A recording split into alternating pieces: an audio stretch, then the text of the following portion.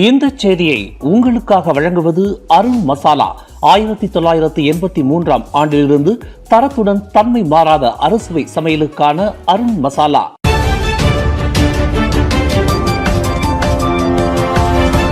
வணக்கம். திசைகளின் ஒரு மணி செய்திகள். சீன பிரதிநிதிகளுடன் மலேசியா பந்தாரா ஜோலோ. நாடாளுமன்றத்தில் பரபரப்பை ஏற்படுத்திய குற்றச்சாட்டுக்கு அரசாங்கம் விளக்கம். 1MDB நிதி முறைகேடு வழக்கில் தேடப்பட்டு வரும் தப்பியோடிய நிதியாளர் ஜோலோ கடந்த ஆண்டு இறுதியில் சீன பிரதிநிதிகள் குழுவுடன் மலேசியாவிற்கு வருகை புரிந்து 1MDB கடனை திருப்பி செலுத்தும் திட்டம் குறித்து பேச்சுவார்த்தை நடத்தியதாக வெளியான தகவல்களை அரசாங்கம் மறுத்துள்ளது. இது தொடர்பாக நாடாளுமன்றத்தில் மூவார் நாடாளுமன்ற உறுப்பினர் shade Sadiq shade Abdul Rahman, Sarawak report மற்றும் த வால் ஸ்ட்ரீட் ஜேர்னல் வெளியிட்ட தகவல்கள் உண்மையா என கேள்வி எழுப்பியதோடு, இந்த விவகாரம் மலேசியாவின் இறையாண்மையுடன் தொடர்புடைய முக்கிய விவகாரம் என்பதால் அரசாங்கத்தின் விளக்கத்தை கோரினார்.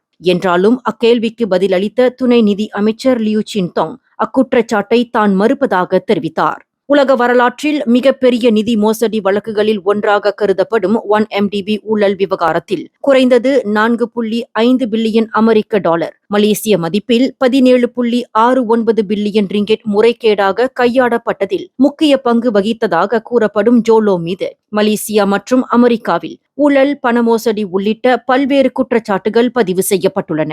எனினும் தாம் எந்த தவறும் செய்யவில்லை என்று ஜோலோ தொடர்ந்து மறுத்து வருகிறார். தற்போது அவர் எங்கு இருக்கிறார் என்பது அதிகாரப்பூர்வமாக உறுதிப்படுத்தப்படவில்லை.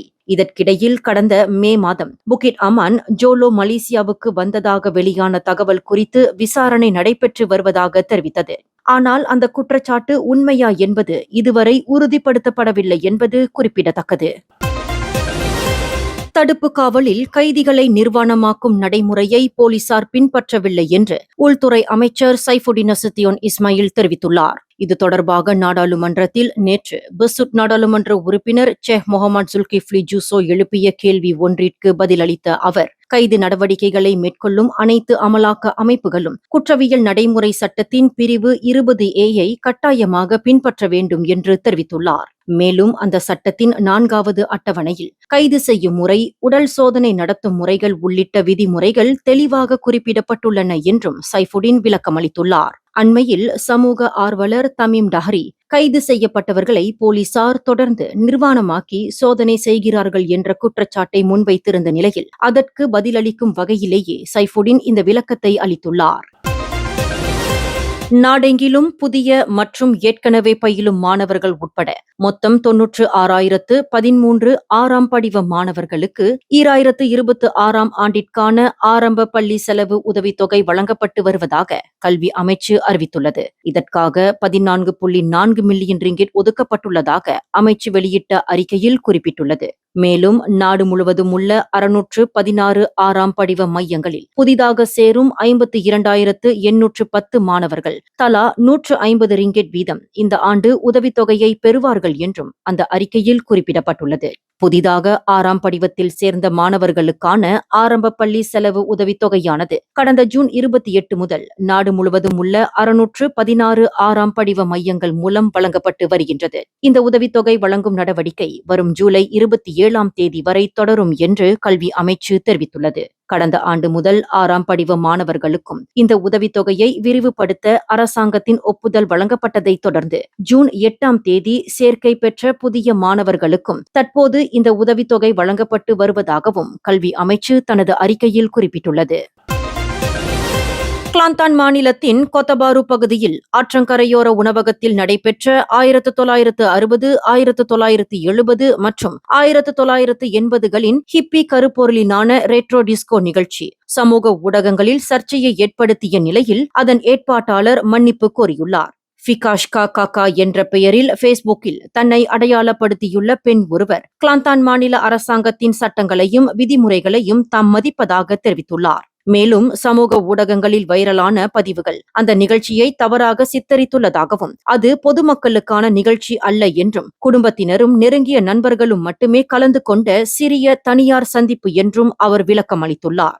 மேலும் நிகழ்ச்சியில் கலந்து கொண்டவர்களில் பெரும்பாலோர் திருமணமான தம்பதிகள், குடும்பத்தினர் மற்றும் குழந்தைகள் என்றும் இது காதல் சந்திப்புகளுக்கோ மது அருந்தும் நிகழ்வுக்கோ அல்லது தடை செய்யப்பட்ட போதைப் பொருட்கள் பயன்படுத்தப்பட்ட இடமோ அல்ல என்றும் அவர் தெரிவித்துள்ளார். அதே வேளையில் வசூலிக்கப்பட்ட நுழைவு கட்டணமானது உணவு, அரங்கு வாடகை மற்றும் நிகழ்ச்சியில் நடத்தப்பட்ட விளையாட்டுகளுக்கான செலவுகளை ஈடுகட்டுவதற்காக மட்டுமே வசூலிக்கப்பட்டது என்றும் அவர் விளக்கம் அளித்துள்ளார். இதற்கிடையில் கொத்தபாரு நகராட்சி மன்றம் பொழுதுபோக்கு நிகழ்ச்சியை உரிய அனுமதியின்றி நடத்தியதற்காக அந்த வளாகத்தின் உரிமையாளருக்கு 25,000 ரிங்கிட் அபராதம் விதிக்கப்பட்டுள்ளதாக தெரிவித்துள்ளது.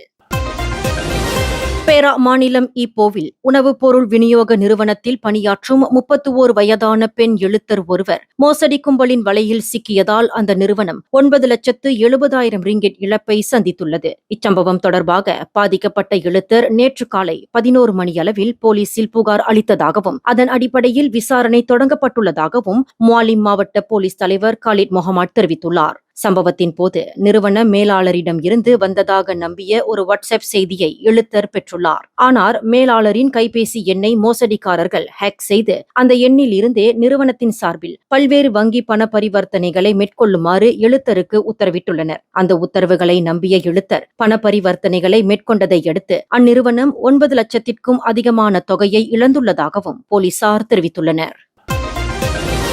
மலாக்காவில் தொடர்ந்து கொள்ளை சம்பவங்களில் ஈடுபட்டு வந்ததாக கூறப்படும் 6 ரோஹிங்கியா ஆடவர்கள் கொண்ட கும்பலை அம்மாநில போலீசார் கைது செய்துள்ளனர். கடந்த ஜூன் 15ஆம் தேதி அதிகாலை 2 மணியளவில் சுங்காய் உடாங் பகுதியில் உள்ள கட்டுமான பொருட்கள் கிடங்கில் இருந்து சுமார் 2 லட்சம் மதிப்பிலான அலுமினியம் ஃபார்ம்வொர்க் பொருட்கள் கொள்ளையடிக்கப்பட்டன. இந்த சம்பவத்திற்கு பிறகு கிடைத்த உளவு தகவலின் அடிப்படையில் கடந்த ஜூன் 19ஆம் தேதி காஜாங் பகுதியில் ஓப்ஸ் காகோ என்ற சிறப்பு நடவடிக்கையை போலீசார் மேற்கொண்டு 18 முதல் 38 வயதிற்குட்பட்ட 6 ரோஹிங்கியா ஆடவர்களை கைது செய்தனர். கொள்ளையின் போது கிடங்கு காவலரின் கைகளையும் கால்களையும் கட்டி போட்டு அங்கிருக்கும் அலுமினிய கட்டுமான பொருட்களை எடுத்து செல்வதே அக்கும்பலின் வழக்கமான செயல்முறையாக இருந்ததாக போலீசார் தெரிவித்தனர். இந்த வழக்கில் மேலதிக விசாரணைகள் தொடர்ந்து நடைபெற்று வருகின்றன. சரவா மாநிலம் பிந்துலுவில் உள்ள சுங்காய் தாத்தாவ் ஆற்றில் தொடக்கப்பள்ளி மாணவர் ஒருவர் முதலை தாக்குதலுக்கு உள்ளானது உள்ளிட்ட தொடர் சம்பவங்களால் அங்கு முதலைகளை பிடிக்கும் சிறப்பு நடவடிக்கை மேற்கொள்ளப்பட்டது. நேற்று முதல் நாளிலேயே சுமார் 5 மீட்டர் நீளமுள்ள ராட்சச முதலை ஒன்று பிடிபட்டது. சுங்காய் தாத்தாவ் மற்றும் தாத்தாவ் எஸ்டுவரி பகுதிகளில் பெரிய முதலைகள் அடிக்கடி காணப்படுவதாலும் கடந்த காலங்களில் பல தாக்குதல் சம்பவங்கள் நடந்ததாலும் இந்த கூட்டு நடவடிக்கை மேற்கொள்ளப்பட்டுள்ளது. மக்களின் பாதுகாப்பை உறுதி செய்யும் நோக்கில் முதலை வேட்டை நடவடிக்கை தொடர்ந்து நடைபெற்று வருவதாக சரவா வனத்துறை கழகத்தின் பிந்துலு பிரிவு தெரிவித்துள்ளது. அதன்படி மக்களுக்கு அச்சுறுத்தலாக உள்ள முதலைகளை பிடிக்க பிந்துலு, சீபு மற்றும் தாத்தாவ் பகுதிகளை சேர்ந்த உரிமம் பெற்ற அனுபவமிக்க முதலை வேட்டையாடுபவர்கள் இந்த சிறப்பு நடவடிக்கையில் இணைக்கப்பட்டுள்ளனர். இந்த செய்தியை உங்களுக்காக வழங்கியது அருண் மசாலா. 1983ஆம் ஆண்டிலிருந்து தரத்துடன் தன்மை மாறாத அறுசுவை சமையலுக்கு அருண் மசாலா. மேலும் செய்திகளை தெரிந்து கொள்ள கீழே இருக்கும் பெல் பட்டனை அழுத்துங்கள். உங்கள் மகிழ்ச்சியை வெளிப்படுத்த லைக் மற்றும் ஷேர் செய்யுங்கள்.